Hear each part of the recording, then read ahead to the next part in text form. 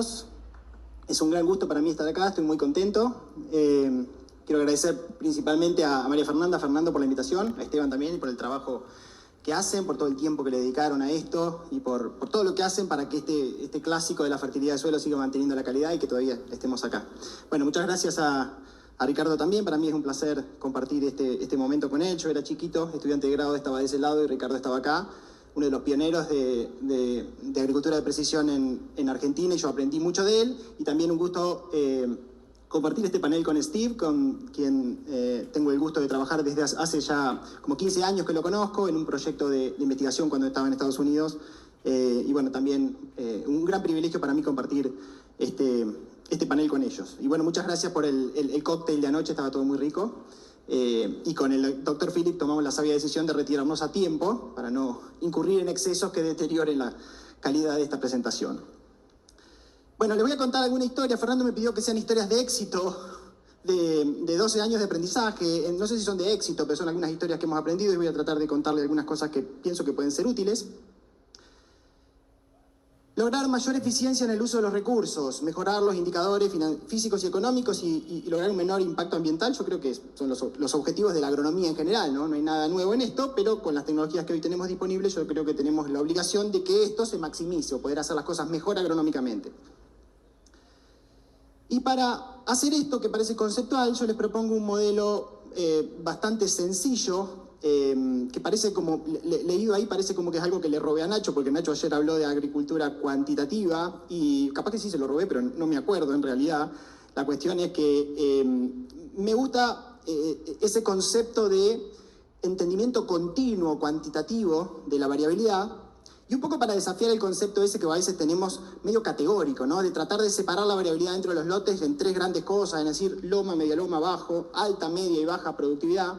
Porque ahí entre medio, por ahí hay cosas que son interesantes y que con ese concepto categórico simplificado nos lo perdemos, ¿no? Y bueno, un poco el objetivo de esta presentación también es desafiar ese concepto. Por ahí tenemos, si hay algo que quiero que se lleven de esta presentación es que hacer agricultura de precisión o un manejo variable de insumos no es poner 3 o 4 imágenes satelitales una arriba de otra, sacar 3 o 4 muestras de suelo y pretender parámetros físicos y económicos superiores a lo que uno logra con agricultura tradicional, que de alguna manera ignora la variabilidad.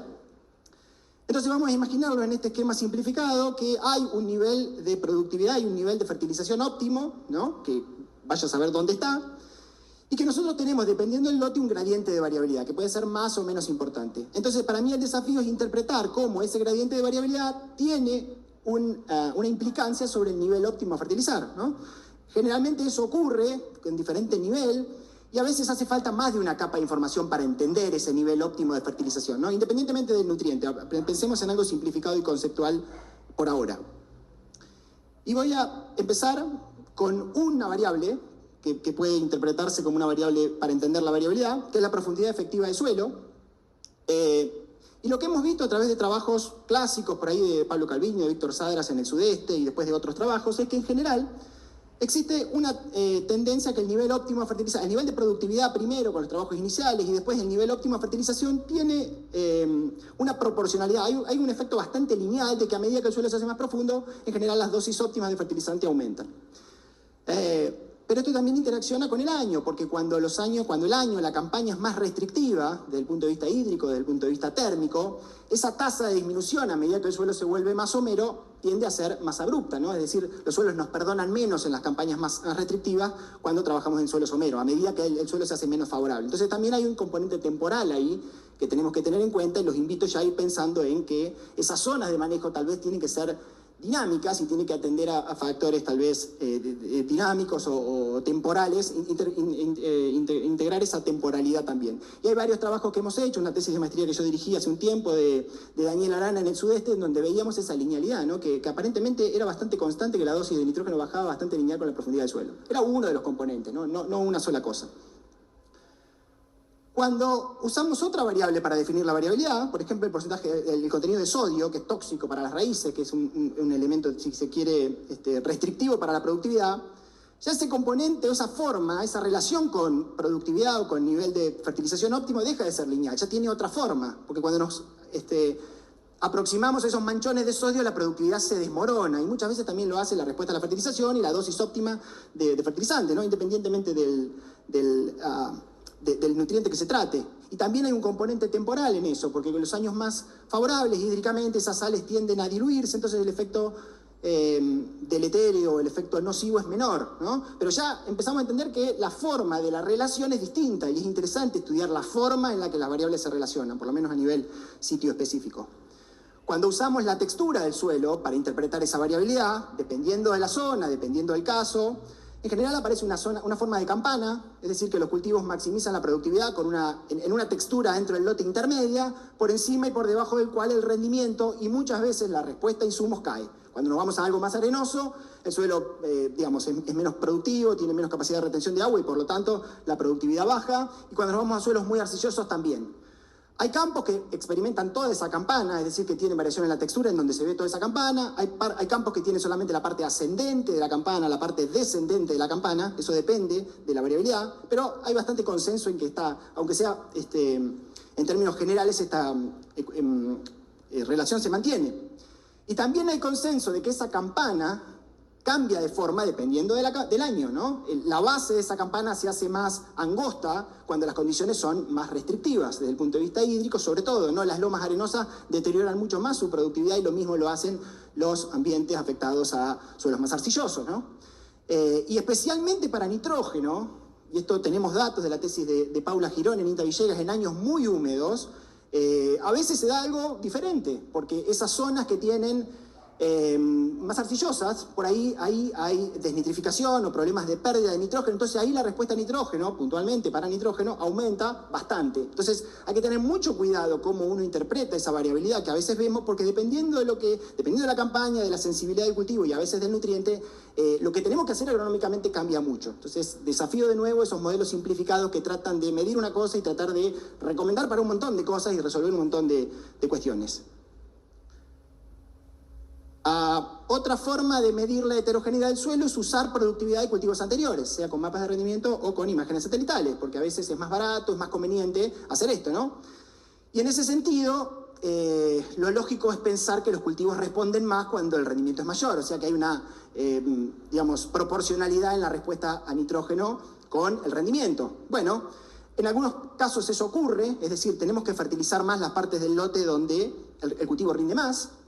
A veces eso ocurre con una pendiente diferente, porque las zonas más productivas también son mejores para mineralizar nitrógeno, también hay mayor eficiencia de uso de nitrógeno, entonces la dosis óptima en esos lugares no sube proporcionalmente al rendimiento. En Estados Unidos se ha avanzado mucho sobre eso, y a veces esas zonas más productivas, de mayor productividad promedio histórica, son excelentes para mineralizar nitrógeno, entonces la dosis de nitrógeno cambia y baja un montón ahí. Entonces, en esto se ha avanzado mucho, sobre todo en Estados Unidos, tratando de separar y de independizar la productividad de la respuesta a nitrógeno, ¿no? Hay bastante consenso en que hay una independencia en maíz y trigo entre el rendimiento y la dosis óptima a fertilizar. Y usando la productividad también, pero para fósforo, y bueno, ahí es lógico pensar que la exportación de fósforo aumente proporcionalmente con la productividad del lote, y eso en lotes con poca variabilidad espacial ocurre, pero cuando existe mucha variabilidad espacial, esa relación se deteriora, entonces pasa un montón de cosas que está dado por la variabilidad espacial, sobre todo a nivel con alta resolución espacial. Cuando se da una variabilidad bastante caprichosa en el suelo, esa relación que parece lineal se deteriora. Así que hay que tener en cuenta también la situación inicial. Pero bueno, digamos, lo que yo intento con estos modelos simplificados, que son tal vez demasiado simplificados, es contar cómo, leyendo la misma cosa, la interpretación puede ser distinta dependiendo de varias cuestiones. Entonces, bueno, yo les voy a contar una historia que es bastante federal, como me gusta a mí. O sea, en 12 años recolectamos información de varias provincias, de varias regiones del país, y bueno, voy a hacer un recorrido de cosas que a mí me parecen interesantes, que hemos aprendido y que con tecnología de fertilización variable o de concepto sitio específico hemos logrado de alguna forma incrementar la eficiencia en el uso de los insumos, puntualmente de los nutrientes, en relación a un manejo simplificado que de alguna forma ignora esta variabilidad. Y bueno, ¿cuáles fueron las preguntas que nos hicimos en esos lotes en los que trabajamos? Bueno, primero, si existe variabilidad espacial que justifique su consideración, si vale la pena hacer esto. En segundo lugar, mediante qué herramientas puede ser esta variabilidad razonablemente mapeada e interpretada. ¿Qué tan estable es la relación de esa variabilidad con la respuesta a la fertilización, que es la pregunta clave? Si existe estabilidad o si existe algo que podamos predecir, podemos usar esa información, pero si no existe, si es todo random, si es todo aleatorio, hay que tener mucho más cuidado. Y obviamente al final puede la fertilización con dosis variables justificarse desde el punto de vista económico, ¿no? Porque si no lo podemos justificar económicamente, por más que sea todo esto muy lindo, es poco sustentable en el tiempo. Bueno, ¿qué hicimos en esos más de 600 lotes? Bueno, hicimos un esfuerzo agronómico para entender la variabilidad espacial de los lotes, hacer un diagnóstico, lo llamamos caracterización ambiental, y bueno, hay un montón de cosas que se pueden medir para lograr eso. Bueno, nosotros tratamos de usar las variables que más nos ayudaban a entender la heterogeneidad del lote y cómo eso pensábamos que iba a tener implicancias en la respuesta a la fertilización. Medimos elevación con GPS de buena precisión, medimos conductividad eléctrica aparente, que es una buena variable para determinar indirectamente patrones texturales, con muy buena resolución espacial, y en algunos casos también sodio o profundidad efectiva. Hicimos un esfuerzo mediante un muestreo de suelo denso, en grilla en este caso, con una muestra por hectárea, muy parecido a lo que se hace en el centro-oeste de Estados Unidos, o hectárea y media, sobre todo pensando en fósforo, pero también nos llevamos algunas sorpresas en otras cosas también. Y tratamos de estudiar patrones de productividad para ver cómo esto se relacionaba con las otras cosas que habíamos medido. Usamos mapas de rendimiento en los casos donde había mapas de buena calidad, y si no, bueno, nos tuvimos que conformar con imágenes satelitales, que no es lo mismo, que no tiene la misma sensibilidad, si uno quiere, no representa lo mismo, pero bueno, cuando no hay información por lo menos nos da una idea de cómo varían los patrones de productividad. Y bueno, la primera cosa que hicimos, y acá les muestro un trabajito que publicamos en el Congreso Latinoamericano de Agricultura de Precisión hace 4 años, fue hacer un esfuerzo para agarrar dos variables, elevación y conductividad eléctrica aparente, para 4 localidades en realidad, y tratamos de poner mapas de rendimiento arriba de esos mapas de elevación, arriba de esos mapas de Berry, para ver cómo era la relación, para estudiar cuantitativamente de alguna manera cómo era la relación entre la productividad de los cultivos y variaciones adentro del lote, de la elevación o de la textura indirecta a través de esta variable. Y bueno, fíjense que la soja en algunos casos no lee prácticamente nada el ambiente o la variabilidad espacial, y en algunos otros casos sí. Cuando uno empieza a ver consistencia en los cultivos, empieza a identificar áreas candidatos que aparentemente tienen cierta estabilidad espacial, estabilidad temporal en cuanto a cómo se comportan, pero la soja por ahí es más difícil como indicadora por lo menos cuando la heterogeneidad no es demasiado extrema, es más difícil. Ahora, cuando ponemos trigo o cebada, empiezan a ver, en algunos casos, empiezan a dar estas formas que son interesantes, ¿no? Con pendiente positiva, con pendiente negativa, o esas formas de campana que yo les explicaba. Fíjense el 9 de julio en el caso de abajo, las lomas arenosas con baja nivel de conductividad eléctrica aparente deterioran mucho su productividad, las partes más arcillosas lo mismo, y las partes de conductividad intermedia son las que maximizan la productividad.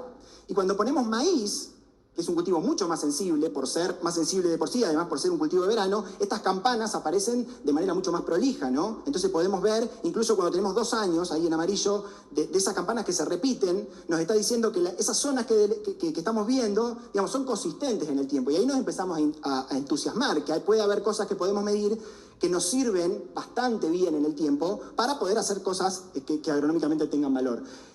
Y lo bueno de esto, a mí me parece, que es un buen ejercicio que les propongo que lo hagan, poner mapas de rendimiento, poner las cosas que hayan medido y tratar de ver estas relaciones, aunque parezcan muy simples, es que de esta forma son los cultivos los que nos dicen dónde empieza una zona y dónde termina la otra.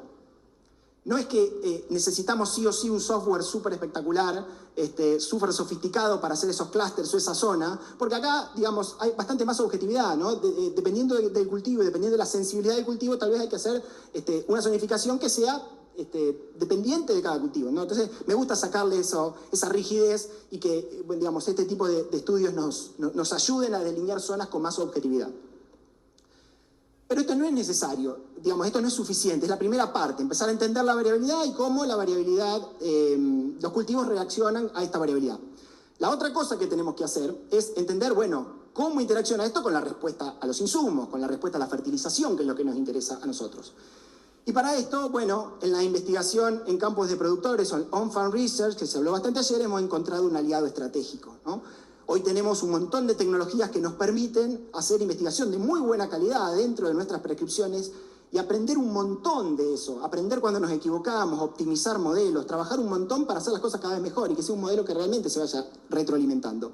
Y hay muchas opciones de investigación en campos de productores. Nosotros hemos empezado primero con las microparcelas cosechadas a mano, que tienen muy buenas ventajas porque son muy precisas, pero son muy difíciles de escalar, son muy caras. Entonces, cuando uno quiere hacer un proyecto grande con las típicas microparcelas que uno pone en áreas estratégicas del lote, no se puede, digamos, llegar a conclusiones, o por lo menos a agarrar una escala muy grande, pero sí son muy útiles para preguntas estratégicas. Hemos trabajado mucho con esto y la verdad que nos ha dado información muy buena, de muy buena calidad.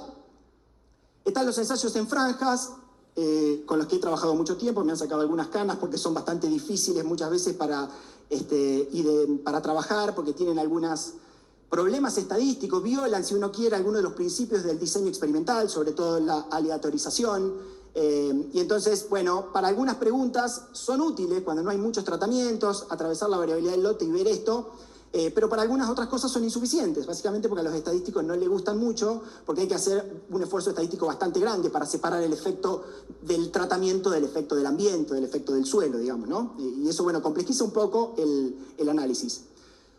Algo bastante más nuevo, que desde el punto de vista estadístico tiene algunas ventajas, son los ensayos en tablero de ajedrez, que sí tienen aleatorización, que logran un mejor balance, que tienen repetición. Y bueno, en esto hemos trabajado bastante y nos ha dado muy buena información para algunas preguntas puntuales, ¿no? Y hoy en día lo bueno es que la tecnología que tenemos de aplicación y de siembra nos permiten hacer parcelas excelentes, que son casi tan buenas como las microparcelas que nosotros desarrollamos trabajando a mano durante mucho tiempo, ¿no? Y las máquinas, con las cosechadoras con monitor de rendimiento, tienen un montón de resolución espacial para poder cosechar estas parcelitas y entender un montón de la respuesta a insumos a través de esto. Así que les voy a contar algunas historias que hemos aprendido a partir del análisis de esos trabajos. Vamos a empezar bien arriba con la zona norte. Algunas cosas interesantes que hemos aprendido ahí. Primero, variabilidad espacial en el fósforo. Lotes de Santiago del Estero, Salta y Chaco. Los puntitos verdes es fósforo Bray en parte por millón, a 20 centímetros. Las clases de interpretación típicas que usamos de varios lados, ¿no? De muy bajo a muy alto. Fíjense todos los puntitos verdes, niveles muy altos de fósforo. Y bueno, claramente acá no hay que fertilizar. Lo que tenemos que hacer es, bueno, monitorear la tasa de caída, porque acá obviamente que el balance es negativo. Y bueno, y después definir a partir de cuándo, o sea, hasta dónde vamos a dejar caer el fósforo y a partir de cuándo vamos a empezar a reponer. Pero está claro que no tiene ningún sentido fertilizar con estos niveles tan altos de fósforo, ¿no? Por lo menos por ahora. Ahora, no todo es abundancia en el norte. Explorando esto, nos fuimos a una localidad en la provincia de Jujuy y empezamos a encontrar esto. Todos puntitos rojos, bajo, súper bajo, muy bajo. Mandamos a repetir el laboratorio, que me pusieron los pelos de punta. ¿Qué pasó acá? ¿Hay problemas por todos lados? No, no hay problema. Y estos no son suelos calcáreos, doctor García, antes que levante la mano, son suelos ácidos, levemente ácidos. Acá evidentemente el material madre que le da origen al suelo es pobre en fósforo. Después, estudiando un poco las cartas de suelo, nos dimos que había una parte ahí en donde eso ocurría. Muy interesante, nos llamó mucho la atención. Cuando empezamos a explorar respuesta a nitrógeno con estos tableros de ajedrez en las zonas más nuevas, o sea que tienen menos de 10 o 15 años de agricultura, yo esto no lo creía, no pensé que iba a ocurrir, pero bueno, en Chaco, en Santiago del Estero, tenemos varios ejemplos de esto. Vemos que la oferta del suelo es tan buena, digamos, la capacidad de esa materia orgánica joven de mineralizar es tan alta, que satisface bastante bien la demanda de los cultivos, por lo menos de esos niveles de productividad que exploramos ahí. Entonces, bueno, nos cuesta encontrar respuesta a nitrógeno en esos suelos que tienen desmonte de hace 10 años o 15 años. No quiere decir que no los haya, pero bueno, acá está claro que el pool mineralizable del suelo y el acople entre mineralización y absorción es muy bueno.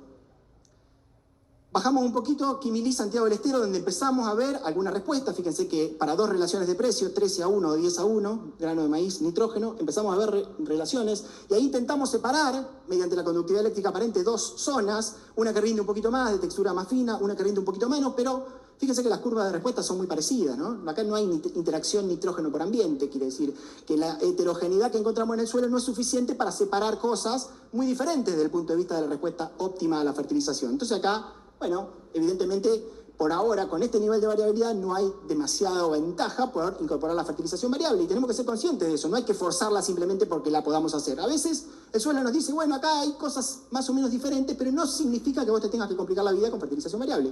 En estos casos, una fertilización uniforme, bien diagnosticada, es tal vez la mejor opción.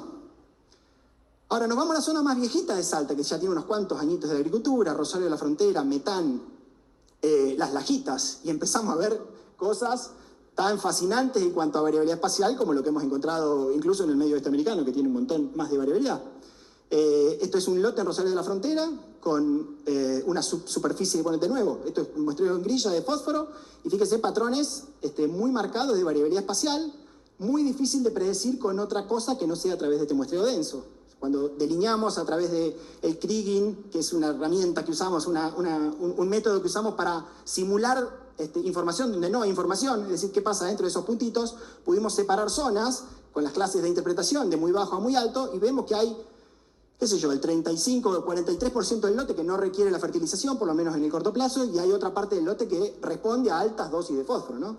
¿Cómo hacemos en un lote como este para, con fertilización uniforme, lograr eficiencia en el uso del fósforo, si ustedes quieren, ¿no? Es como una frazada corta. Entonces, en estos casos en donde más se justifica hacer un esfuerzo, aunque sea una vez, para caracterizar bien la variabilidad espacial en el fósforo. Esto es otro ejemplo en las lajitas, con variabilidad también en el fósforo a la derecha, pero miramos pH y ahí sí aparece pH calcáreo. Ahí sí parece pH alto en los lugares de bajo fósforo, lo cual nos empieza a sugerir que el Bray ahí no anda. Bueno, ¿qué hacemos? Nos pasamos a Olsen, usamos Melic 3, que aparentemente es un poco mejor para estas situaciones. Bueno, ahí tenemos un problema de diagnóstico que tenemos que empezar a entender, pero bueno, acá está claro que la variabilidad de fósforo está traccionada por el pH del suelo, a diferencia de lo que le mostraba en el caso anterior. ¿Y qué hicimos en nitrógeno en esta zona? Bueno, fuimos a través de estos tableros de ajedrez tratando de entender la respuesta a nitrógeno, la interacción nitrógeno por ambiente, es decir, si había varias curvas de respuesta a nitrógeno dentro del lote. Les presento un ejemplo acá con variabilidad espacial en la materia orgánica, puntitos rojos ahí en la parte norte del lote, con baja materia orgánica, que también tiene textura más gruesa, es el del centro, es un mapa de conductividad eléctrica aparente. En la parte sur, la parte roja o amarilla, con valores más altos de materia orgánica, textura más fina y como se ve, mayor capacidad productiva. Entonces pusimos algunos tableros de ajedrez con un rango de dosis de nitrógeno para tratar de entender la respuesta. Cosechamos con monitor de rendimiento el lote y los tableros. Y bueno, pudimos ver en principio que había patrones que se veían en la materia orgánica y en la conductividad eléctrica aparente que se repetían. Es decir, es una buena idea. La variable que usamos para prescribir tiene algo que ver con lo que estamos viendo en rendimiento. Pero de ninguna manera podemos separar realmente si fue el nitrógeno lo que logró esto. O sea, no podíamos separar el efecto del ambiente del efecto del nitrógeno. Para eso usamos los tableros de ajedrez, que nos permiten separar, en este caso en función de la conductividad eléctrica aparente, las parcelas para lograr tres situaciones. Una situación ahí con suelo de textura más gruesa, de menos de 9 milisiemens por metro de conductividad, donde no hay respuesta a nitrógeno. Esto era maíz pisingallo, que rindió 3.000 kilos todos, sin un beneficio por la fertilización nitrogenada. Una zona de conductividad eléctrica intermedia, entre 10 y 33 milisiemens, en donde sí se ve una típica curva de respuesta a nitrógeno, con un óptimo económico de alrededor de 90 kilos de nitrógeno. Y una zona más arcillosa, un poquito más de textura más fina, con más materia orgánica, en donde fíjense que el testigo sube. Y la dosis óptima económica, si bien la productividad es mayor, un poco mayor, la dosis óptima económica vuelve a caer. Y esto me sirve también para desacoplar el concepto digamos, ese concepto de relación directa entre, respuesta a la fertilización y productividad, porque en esas zonas, evidentemente, el suelo es tan bueno que hace que la dosis óptima económica vuelva a caer. Entonces, interpretar esto nos ayuda mucho a tomar decisiones que no sean simplificadas o que no usen modelos conceptuales que son erróneos. ¿Qué pasa en el este? Aprendimos mucho trabajando en algunos lugares en Entre Ríos y también en Uruguay. Lo de Uruguay me llama mucho la atención, las respuestas a nitrógeno que vemos en Uruguay son fenomenales. Mis amigos uruguayos seguramente se matan de risa de mí porque a mí me parece que estoy descubriendo América, pero vemos respuestas sensacionales a nitrógeno. Esto es maíz bajo riego en el centro, el testigo rinde 3 toneladas y con nitrógeno llegamos a 12 toneladas, es decir, el rendimiento se multiplica por 4 y algo parecido pasa en colza. La verdad que por eso los uruguayos saben tanto de manejo de nitrógeno, ¿no? Porque el nitrógeno no te perdona si te quedas corto. Así que, bueno, hemos aprendido mucho del enfoque que tienen ellos de ir haciendo un seguimiento. Y bueno, muy divertido Uruguay en cuanto a la variabilidad de fósforo y potasio, ¿no? Estos son los primeros mapas que hemos hecho de muestreos en grilla. Eso es fósforo Bray a la derecha, potasio Melic 3 a la izquierda. Patrones muy marcados que no se parecen para nada. O sea, si no es con el muestreo en grilla, ¿cómo hacemos para zonificar y darnos cuenta que hubiéramos encontrado eso? Así que en Uruguay los muestreos en grilla, teniendo en cuenta la variabilidad fenomenal que hay en un montón de cosas, nos han ayudado mucho, ¿no? Bueno, acá muestro simplemente un ejemplo de cómo se reparte la nutrición del lote en en fósforo y en potasio. Y en el barrio de enfrente la cuestión no es muy diferente. En Uruguay, en Entre Ríos hemos encontrado también patrones de variabilidad muy marcados, en donde, bueno, estamos muy contentos con estos muestreos que nos permiten, aunque sea una sola vez, saber cuál es la situación de partida en cuanto a la distribución de fósforo. Nos pasamos para el otro lado, al oeste, provincia de La Pampa. Acá la elevación cuenta mucho de la historia, es un mapa de elevación del terreno. Y bueno, como la elevación también tracciona otras cosas, materia orgánica, textura, midiendo esta variable tenemos un porcentaje bastante grande de la productividad y la respuesta a insumos. Y acá, para simplificar, les muestro 3 curvas de respuesta en ese lote que les mostraba, en donde vemos que la loma, bueno, está sujeta a un déficit hídrico muy importante, en donde la dosis óptima económica bueno, es más baja, sobre todo hídrico, pero hay otras cosas que también tienen que ver, que hacen que esa curva sea más chata. Y las zonas de elevación intermedia y más alta, bueno, rinden mucho más y responden mucho más a nitrógeno, ¿no? Está claro acá que el agua es lo que condiciona de alguna manera la respuesta a nitrógeno. Y ahí le pongo 2 relaciones de precio para que vean que cuando realmente identificamos un área dentro del lote con respuesta a la fertilización, casi que cualquier relación de precios paga la respuesta a la fertilización. La cuestión es estar seguro donde el cultivo va a responder. Y en Villegas, esto que le mostraba, esto es parte de la tesis de maestría de Paula Girón, tuvimos 2 años muy húmedos, con muchos excesos hídricos. Caracterizamos el lote en función de la conductividad eléctrica aparente y de la profundidad efectiva del suelo, básicamente el tapto. Los rojos son los taptos, que son muy característicos de Villegas, y los verdes son los alveoles típicos, profundos. Y como esas campañas fueron muy húmedas, lo que encontramos fue muy interesante, también para desacoplar el concepto entre productividad y respuesta, y es que las zonas que rendían menos respondían más a nitrógeno. Porque en esos taptos, como la campaña había sido muy húmeda, había habido mucha pérdida de nitrógeno, los testigos rinden menos, pero de repente la fertilización y la dosis óptima económica es más alta en aquellos lugares donde rinde menos. De nuevo, esto nos viene bárbaro para alentarnos a pensar mejor esos modelos simplificados que quieren fertilizar más donde el cultivo rinde más. En el sudeste de la provincia de Buenos Aires, bueno, la profundidad efectiva de nuevo, esto es un ejemplo de una Olavarría, caracterizado en función de la profundidad efectiva del suelo. Los rojos son parte con tosca 30 centímetros y los verdes son suelos profundos. El rendimiento de la soja previa nos mostraba que había una relación clara entre profundidad efectiva y rendimiento. Pusimos un tablero de ajedrez para entender, encontramos que la respuesta a nitrógeno está claramente identificada por la profundidad efectiva del suelo. Esto obviamente que depende de cuánto llueve, pero está claro que ahí, midiendo profundidad efectiva, tenemos un gran porcentaje de la variabilidad bastante considerada. Y en fósforo la cuestión en el sudeste es bastante más preocupante, les diría, que en otros lugares, ¿no? Porque si bien acá uno ve para 3 lugares del sudeste o del centro variabilidad, hay mucha proporción de los lotes con fósforo muy bajo realmente. No quiere decir que un muestreo tradicional no haga las cosas no muy bien, porque si uno pincha en ese de 55 en algún lugar y, digamos, pone todo en una bolsita, tiene tendencia por la distribución que tiene el fósforo en general, que es log normal, es decir, que hay muy pocos valores muy altos que a veces sesgan mucho el promedio a la derecha, nos hacen creer que el lote está mejor nutrido de lo que está. Ese es un problema de los muestreos tradicionales. Y fíjense que, bueno, acá hay, por lo que sé yo, 70, 80% del área donde se requiere una dosis alta de fertilización para maximizar la productividad, ¿no? Entonces hay que tener cuidado. Lo que hemos visto en el sudeste son, en cuanto a fósforo, bueno, condiciones de suelos bastante degradados, lamentablemente, en la distribución de fósforo. Y en el norte de la provincia de Buenos Aires les muestro un ejemplo de variabilidad solamente en Carmen de Areco de fósforo. Y una cosa muy interesante que descubrimos es, fíjense el pH, afuera de los pivots y adentro de los pivots. Afuera de los pivots, valores de 6, pH neutro, y adentro de los pivots se empiezan a poner, los puntos se empiezan a poner naranjitas, amarillitos.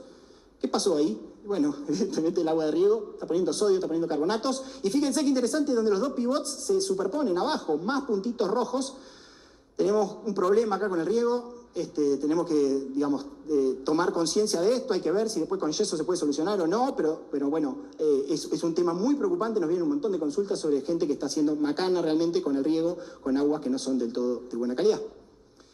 Y este último ejemplo lo he mostrado varias veces, que me gusta porque sirve para mostrar a veces 2 condiciones diferentes. Ahí en ese lote de General Alvear, uno ve ese lote, ve que las zonas de fósforo alto están bastante bien agrupadas en la loma, entonces uno dice, bueno, también podría haber hecho un muestreo más laxo acá, es decir, sacar menos muestras, ahorrar un poco y lograr representar la variabilidad de fósforo de manera satisfactoria, ¿no? Un muestreo en zona acá podría haber sido algo razonable. En cambio, en este otro lote de 25 de mayo uno ve cosas bastante caprichosas, ¿no? Acá hay bastante antrópico, hay bastante de lomas arenosas que se mezclan con bajos, lotes que se levantaron. Bueno, acá es mucho más difícil entender con alguna capa de información previamente definida este patrón.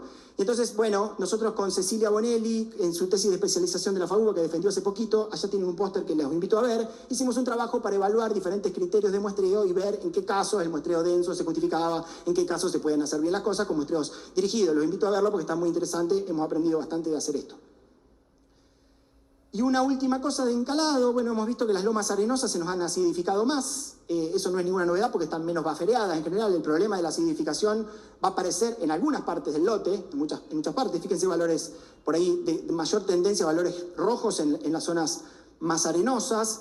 Y bueno, una parte de la tesis doctoral de Gastón Larrea, que está bajo la dirección de Hernán, de INTA Balcarce, nos permitió hacer unos ensayos el 9 de julio, en donde no veíamos respuesta al encalado en soja y en maíz en los bajos, por más que el pH era 6, porque estaban más bafereados, porque tienen más materia orgánica, más capacidad de compensar esa acidez, pero sí se ven respuestas bastante consistentes en las lomas arenosas, ¿no? Que tienen menos calcio, menos magnesio, menos zinc, obviamente un problema un poco más acentuado, ¿no? Si bien son incipientes, si uno quiere, por ahí las primeras respuestas, en algunos lugares puntuales son muy interesantes, así que es una cosa para abrir los ojos, el tema de las bases, porque, bueno, vamos a tener ahí un tema para atender.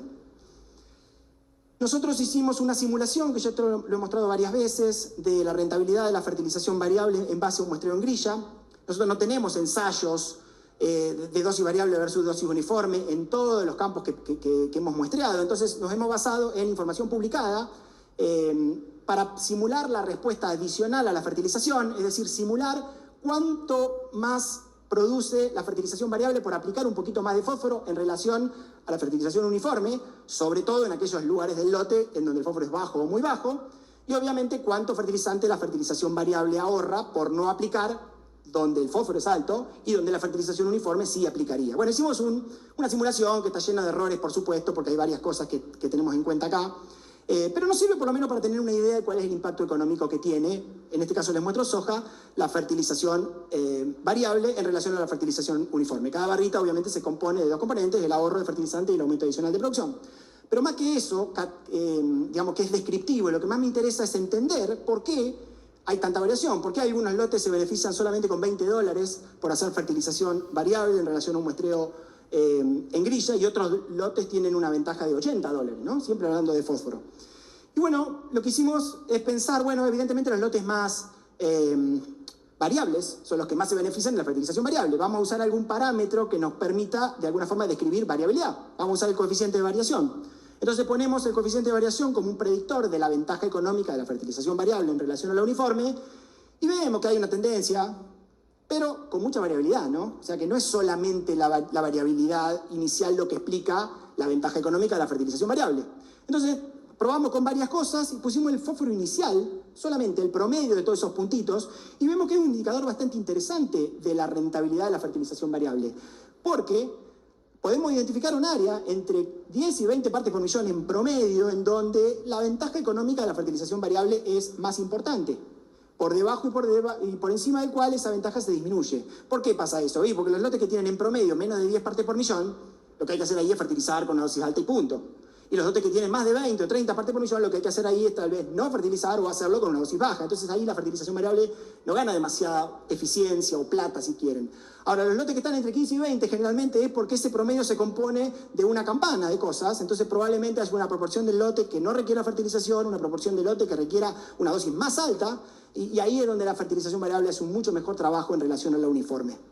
Y lo bueno es que, estudiando lo que habían encontrado otros en otras universidades del mundo, este trabajo de Oklahoma y de Kansas muestra lo mismo. Así que nos pusimos contentos, que en realidad no es algo que inventamos nosotros, sino que vimos algo que ya se había hecho antes, lo cual fue bueno encontrarlo.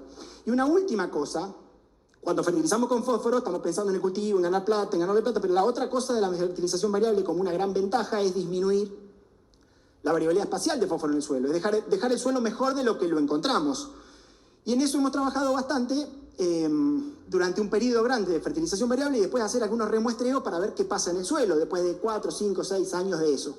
Y les muestro dos ejemplos, uno en Carlos Casares, provincia de Buenos Aires, y otro en Pehuajó, uno con una situación muy comprometida, 4 partes por millón en promedio, con un alto porcentaje del área en la categoría muy bajo, es decir, menos de 7 partes por millón, una degradación química muy importante, y otra situación también negativa, pero no tan severa, un promedio de 11 con las categorías muy bajo y bajo repartidas. ¿Qué hizo la fertilización variable luego de 5 años? Obviamente fertilizando con un concepto de intermedio, si uno quiere, entre suficiencia, reconstrucción y mantenimiento, pero obviamente usando los balances, los mapas de rendimiento para poner lo que se lleva a los cultivos y tratar de subir más rápido donde el fósforo es muy bajo, subir un poquito más lento donde el fósforo es bajo, mantener donde el fósforo es óptimo y no aplicar en el alto y en el muy alto. Bueno, logramos algo interesante que no es perfecto, porque a mí me hubiera gustado que esa barrita negra esté alrededor del óptimo, todo en el 100% de la superficie. Bueno, eso no lo logramos, pero por lo menos vamos viendo que la fertilización variable no es perfecta, pero sí es muy útil para ir logrando reducir la variabilidad espacial en la productividad, en la distribución de fósforo, ¿no? Ahí se nos fue un poco alto el fósforo en el alto y en el muy alto porque tuvimos 2 campañas muy secas en donde, bueno, fue casi todo aporte positivo de fósforo, ¿no? Que fue una situación eventual. Bueno, yo me hubiera gustado tener un poquito más de tiempo para charlar lo que estamos haciendo en investigación, en un modelo de aprendizaje automático, para predecir, metiendo unas cuantas variables, la dosis óptima económica de trigo y de maíz. Me voy a quedar sin tiempo, así que los invito a que charlemos un poquito de esto en el momento de las preguntas. Y Juan Martín Rompani, que fue alumno mío de maestría de la FAUBA, tiene un póster ahí atrás, que lo pueden ver si quieren, para un poco complementar lo que contaba Nacho ayer de nuevas herramientas o herramientas un poco más sofisticadas que nos permiten hacer un mejor trabajo a la hora de, entender cuantitativamente cosas tan complejas como la respuesta a nitrógeno, ¿no? Bueno, hicimos un trabajo en maíz y en trigo, que no tengo demasiado tiempo para contarlo, pero bueno, lo charlamos en el momento de las preguntas. Así que bueno, como consideraciones finales, yo estoy convencido de que la inversión en tiempo y recursos para entender y manejar la variabilidad espacial y temporal de la productividad de los cultivos nos ha demostrado ser realmente muy, muy conveniente, específicamente para el manejo sitio específico de nutrientes. Yo creo que el grado de madurez que la tecnología tiene hoy la vuelve más costo efectiva que lo que tenía hace 13 años o 10 años cuando vine acá por primera vez, lo cual es una buena ventaja, una gran noticia para nosotros. Y en ese sentido, la investigación en campos de productores es un aliado estratégico fenomenal que tenemos que aprovechar para ir aprendiendo campaña tras campaña. Así que eso no lo podemos desaprovechar. Bueno, eso es todo la parte de mi presentación. Les agradezco mucho y espero que les haya gustado.